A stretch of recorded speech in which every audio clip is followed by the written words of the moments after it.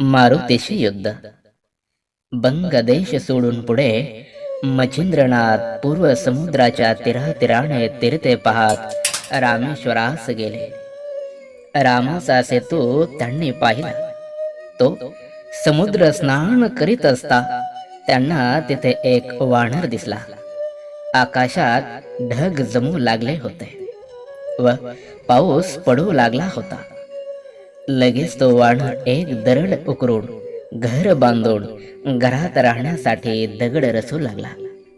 खरे म्हणजे तो वानर म्हणजे स्वत हनुमंत होते, पण त्यांनी लहान रूप घेतले होते. त्याचे खरे स्वरूप न कळता मच्छिंद्राने त्यांना चेष्टेने म्हटले, वा वा, फार लवकर शहाणा झालास.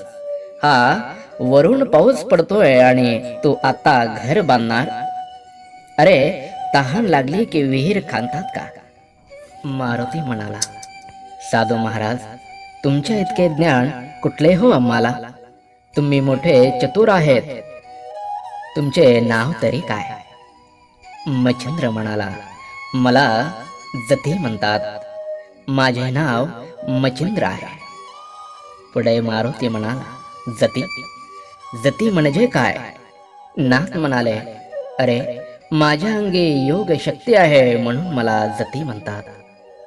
वानरूपधारी मारुती म्हणाला, अरे वा, हा कोण दुसरा जती? हनुमंत हा एकच खरा यती अशी ख्याती आजपर्यंत ऐकली. हनुमंताजवळच मी राहत असे म्हणून मला त्याच्या शक्तीचा 1000वा हिस्सा तरी प्राप्त झाला आहे. तुझी शक्ती केवढी आहे ती दाखव.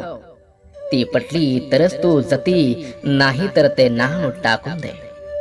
मी पण माझा प्रताप दाखवतो. मच्छिंद्राने ते आव्हान स्वीकारले व म्हटले, मान्य आहे. तू तुझा प्रताप दाखव. जय अलख निरंजन, जय दत्तगुरु. हनुमंत लगेच पर्वतापलीकडे गेले व त्यांनी प्रचंड रूप धारण करून एक पर्वत उचलून नाथावर फेकला. मारुतीचे खरे रूप माहीत नसलेले मच्छिंद्र तो कोसळणारा पर्वत पाहून समजून चुकले की हा वानर म्हणजे प्रत्यक्ष मारुतीच आहे. त्यांनी लगेच भस्म चिमूट हातात धरली व स्थिर हो, स्थिर हो असा आदेश त्या पर्वताला दिला. तेव्हा तो पर्वत अधांतरीच तरंगत राहिला. तिकडे मारुती डोंगरामागून डोंगरे फेकू लागले व ते सर्व अंतरिक्षातच तरंगू लागले. तेव्हा हा योगी आटोपत नाही म्हणून खवळून मारुती हातात डोंगर धरून त्यांच्यावर उड्डाण करू आले. पण मच्छिंद्रनाथाने समुद्रातलेच पाणी घेऊन वाताकर्षण अस्त्र मंत्रोड त्यांच्या दिशेने ते पाणी फेकले. तेव्हा डोंगरासकट उंच हात धरलेला मारुती एकदम स्थिर झाला. त्यांना हलताच येईना. त्यांचे प्राणच कासावीस झाले. त्यांची ही अवस्था पाहून त्याचा पिता वायुदेव मच्छिंद्राला शरण आले व आपल्या पुत्रावर दया करून त्याची सुटका करण्याची त्यांनी त्याची अगदी काकुळतीने येऊन प्रार्थना केली.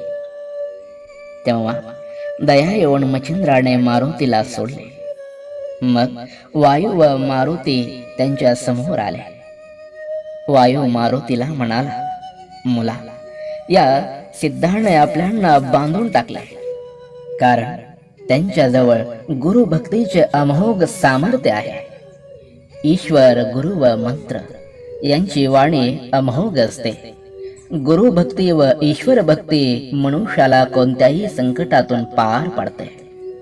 चल, आपण त्यांच्याजवळ सख्य करू असे म्हणत त्यांनी व मारुतीनेही मच्छिंद्राला नमस्कार केला. मच्छिंद्राने म्हटले, मला तुमचे सखे हवे. मला तुम्ही सहाय्य करावे. ते दोघेही सहाय्य करण्यास कबूल झाले. मग मच्छिंद्राने मारुतीला विचारले, मी आता पुढे तीर्थयात्रेला जात आहे, पण एक शंका मनात आली ते विचारतो. मार्तंड पर्वतावर तू मला अनुकूल झालास. शाबरी विद्येतही मदत केलीस असे असता तिथे पुन्हा माझ्या विरुद्ध का युद्ध केलेस?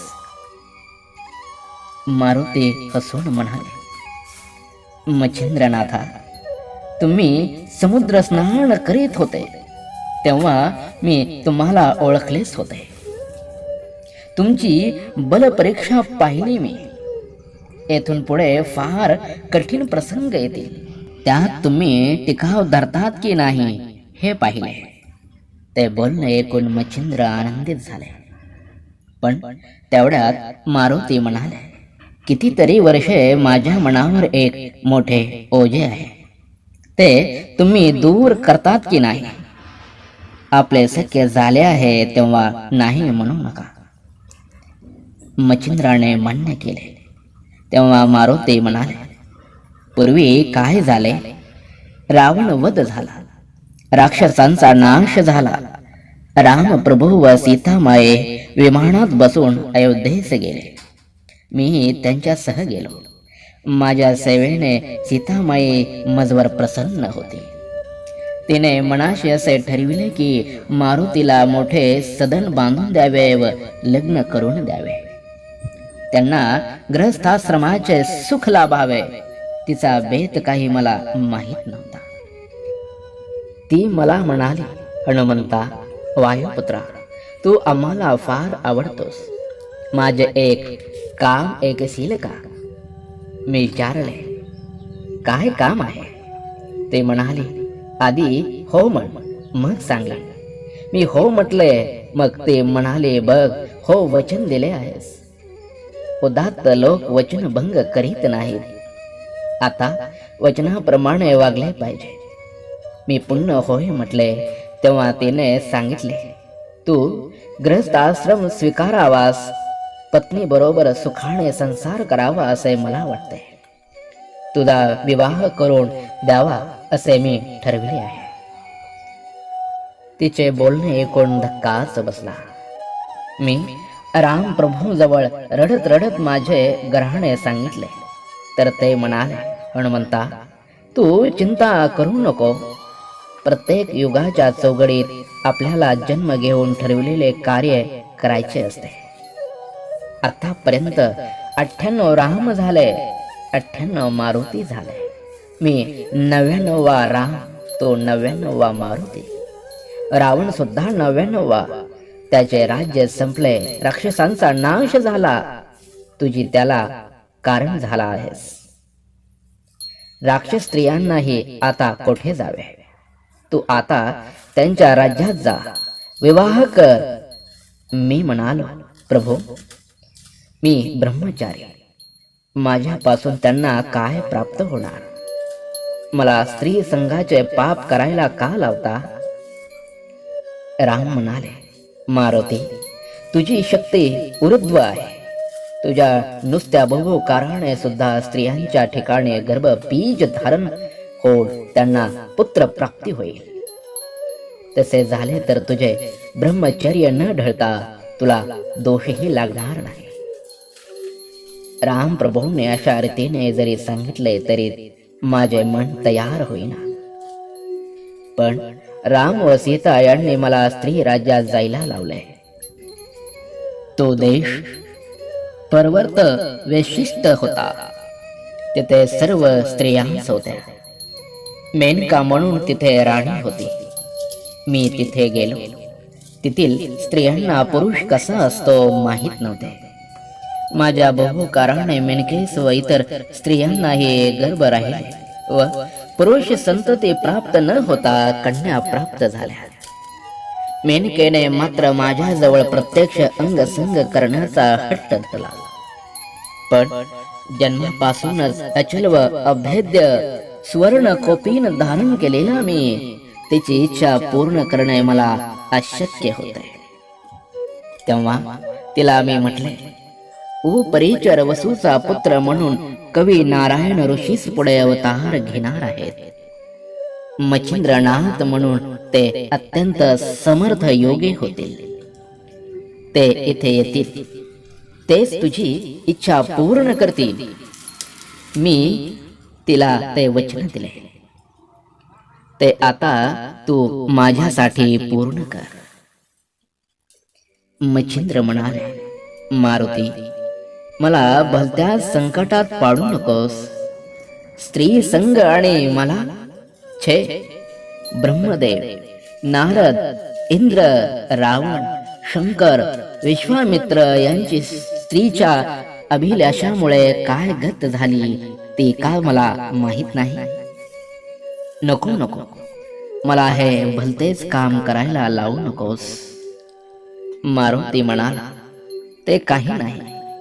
मच्छिंद्रा, तुम्हाला हे काम करून माझ्यासाठी वचनातून सुटका करावीच लागेल. तुमच्यापासून तिला मीननाथ नावाचा मुलगा होणार आहे व तो उपरिचर वसूचाच अवतार असेल हे अटळ आहे.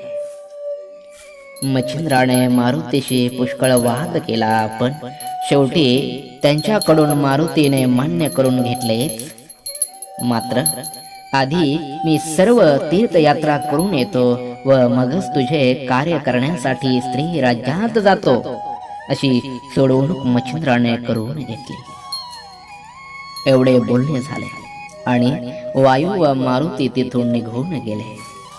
मच्छिंद्रनाथ तीर्थयात्रा करण्यासाठी प्रवास करू लागले.